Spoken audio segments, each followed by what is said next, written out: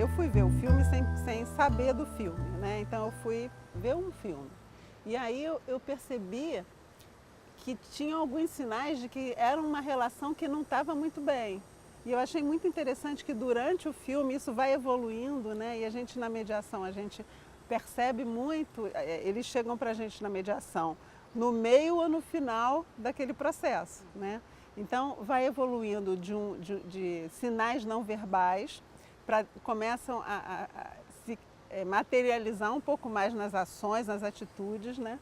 E depois vai chegando até discussão e um clima tenso, né? Então achei muito interessante assistir esse processo, que é uma coisa clássica e que na mediação a gente vai trabalhar, ajudando essas pessoas a canalizarem isso que eles estão sentindo, porque ali eles ficam muito nas dificuldades de cada um, né? Cada um cuidando de si.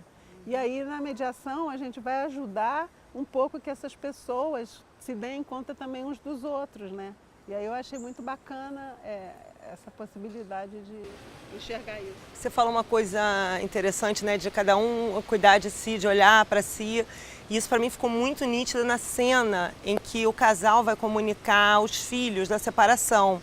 E a impressão que dá é que eles não teriam nem tanto conflito, claro que teve algum conflito para eles estarem se separando, mas eles comunicam como se fosse tudo já decidido. Os dias da semana divididos, quem vai ficar com quem, eles já botam para os filhos como seria uma guarda compartilhada e a divisão igual. E os filhos se surpreendem porque eles não se sentem entendidos. E aí, acho que a partir daí fica bem claro ao longo do filme que eles estão cuidando de si e não da família, né? E aí eu fico pensando como que a mediação podia dar conta disso.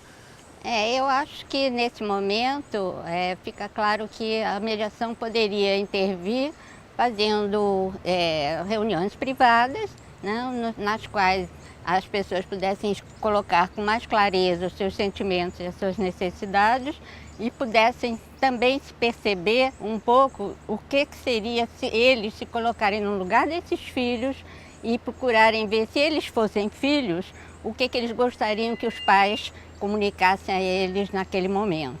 Acho que isso ajudaria bastante nessa tomada de consciência, né, de que se trata de uma família com várias pessoas que precisam ser atendidas, não só os dois.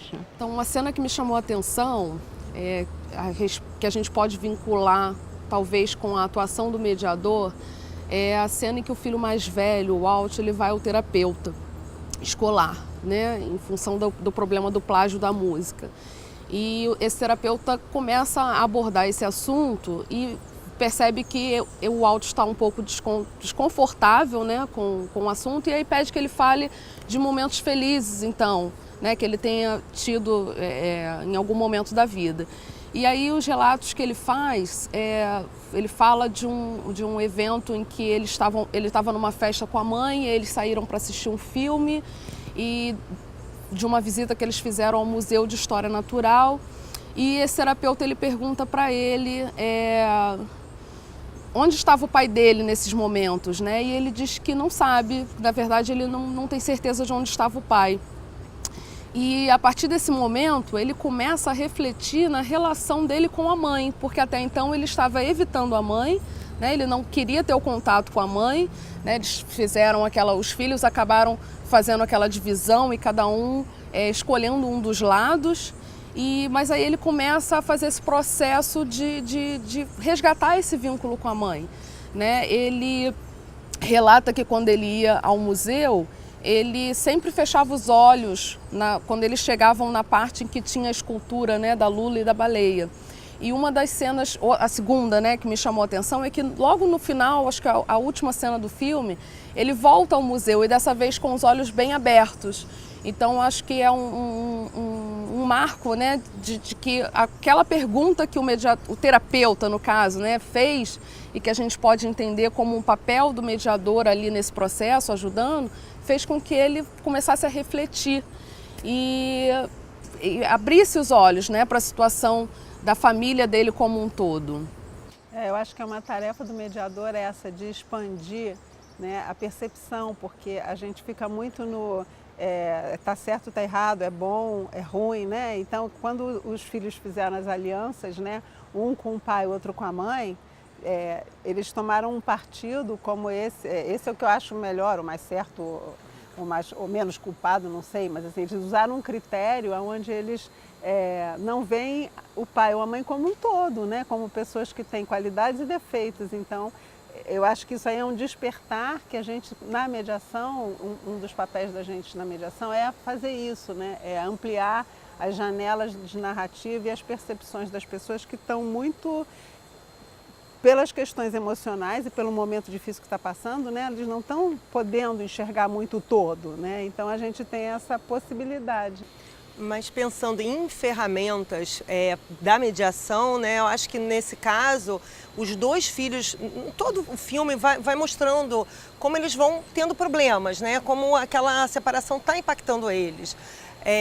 E aí a gente teria a derivação, né, a gente teria um encaminhamento que poderia ser feito pelo próprio mediador por um especialista infantil, por um terapeuta, que acabou sendo um papel da escola, porque a princípio os pais não estavam atentos àquilo, os pais estavam muito voltando, né, atentos a si mesmos, vivenciando a separação, sem ter um olhar para os filhos, e teve que a escola pedir esse encaminhamento que num ambiente de mediação, fazendo com que a família se enxergasse como um todo, poderia ter naturalmente um mediador feito eles verem a necessidade de indicar um especialista para dar conta daquilo ali para as crianças. Uma coisa que acontece, né, a reorganização dos núcleos familiares, né, da casa da mãe e da casa do pai. Quer dizer, o mediador ele pode ajudar esse pai e essa mãe a construir as novas regras e como eles podem trabalhar colaborativamente. E a gente ajuda nesse processo dessa composição, dessa construção, de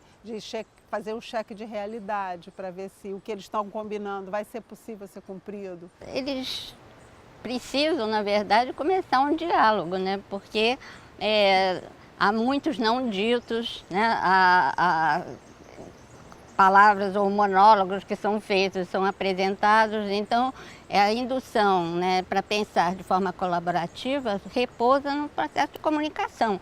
E acho que a mediação é um dos melhores caminhos para restaurar essa comunicação entre, né, os pais e entre os pais e os filhos. E trazendo, né, a gente falou muito dos filhos, deles olharem a família como um todo, mas pensando agora no casal, o filme também traz muita questão da culpa, né, de que, na verdade, eles não entendendo a responsabilidade de cada um para aquela separação, como se tivesse que ter um culpado e que sempre, obviamente, é o outro, né? Nunca alguém ali teria algum tipo de responsabilidade. Então, acho que a mediação convida para a ação e não para a reação.